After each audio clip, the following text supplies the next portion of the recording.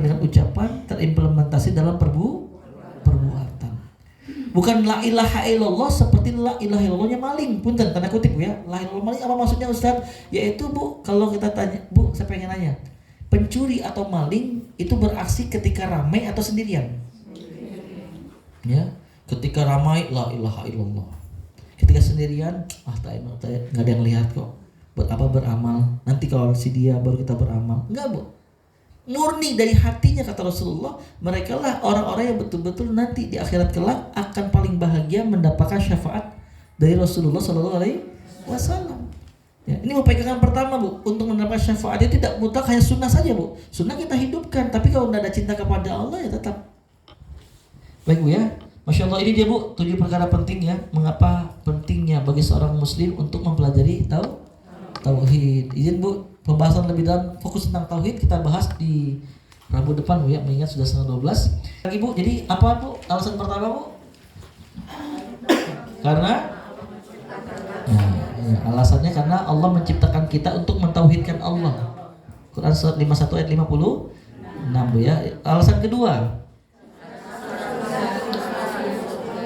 ya, syarat masuk surga ini, Bu, harus bertauhid, mengesahkan Allah. Yang nomor 3,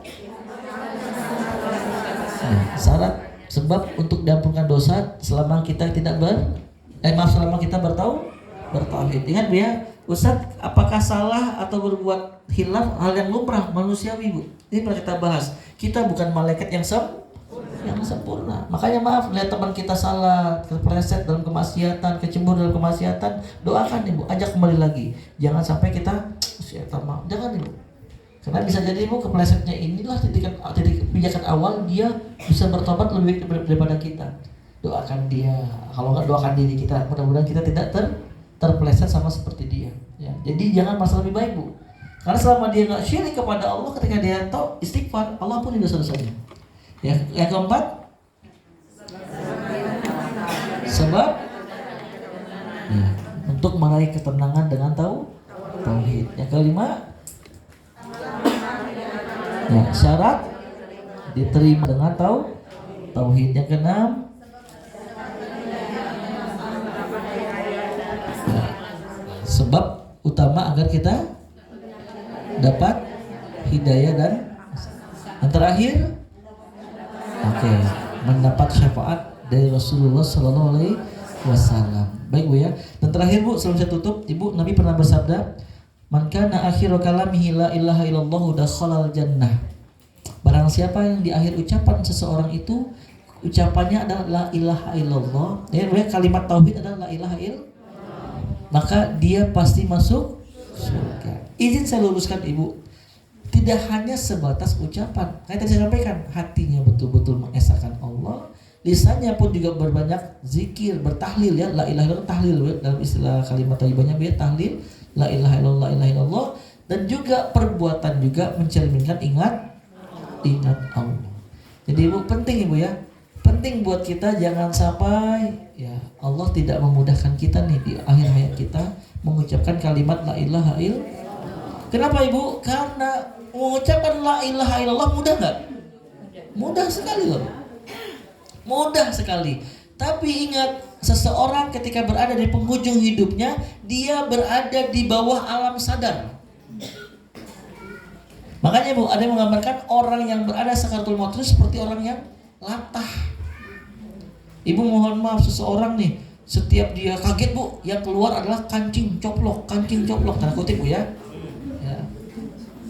Dogi gitu ya, Bu ya. Bu, hal yang wajar mungkin itu terjadi kalau dia mungkin bekerja di kebun binatang, betul nggak, Bu? Tapi mohon maaf, kebun binatang nggak ada anjing loh. Ya, betul ya. Tapi ini karena tabiat udah jadi karakter dia, Bu.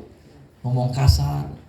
Ini maksudnya, Bu. Tapi sebaliknya, seseorang akan ketika kaget mengucapkan astagfirullah, subhanallah, kalau dia terbiasa berzikir, betul nggak, Bu?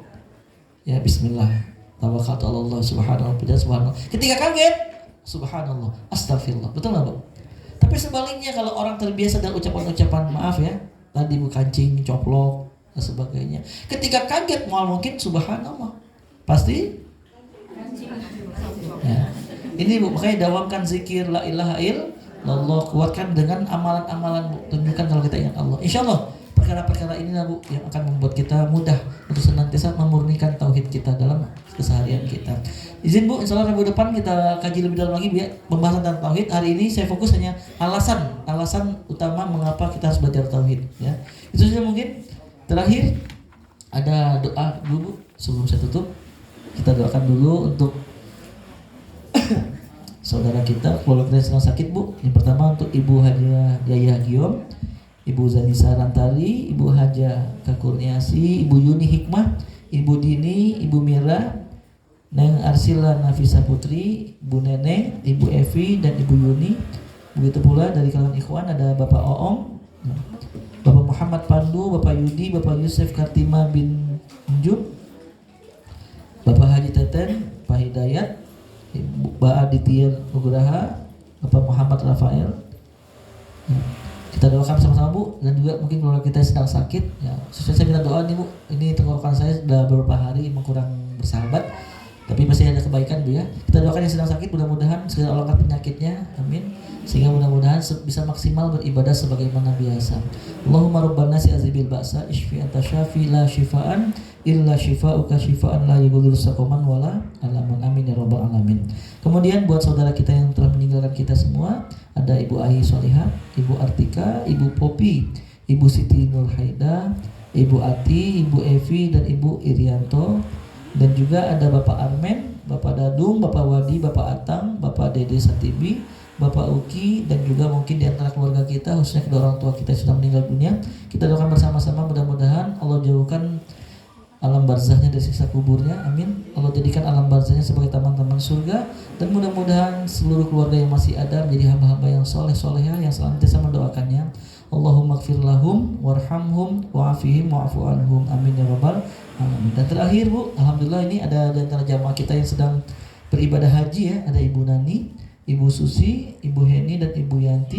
Yang mudah-mudahan mereka semua disehatkan ya, kondisi mereka sehat selalu, amin. Dan juga mudah-mudahan setiap rangkaian amal ibadah khususnya haji dimudahkan dan dilancarkan ya, dan diterima oleh Subhanahu wa taala, sehingga mudah-mudahan bisa meraih haji yang mabrurah di hadapan Allah, amin ya rabbal alamin. Itu mungkin yang bisa kita bahas pada hari ini. Barakallahu fikum jami'an. Kita tutup dengan hamdalah bersama-sama. Alhamdulillahirabbil alamin, dan doa kafaratul majlis. Subhanakallahumma bihamdika asyhadu an la ilaha illa anta astaghfiruka wa atubu ilaik. Assalamualaikum warahmatullahi wabarakatuh.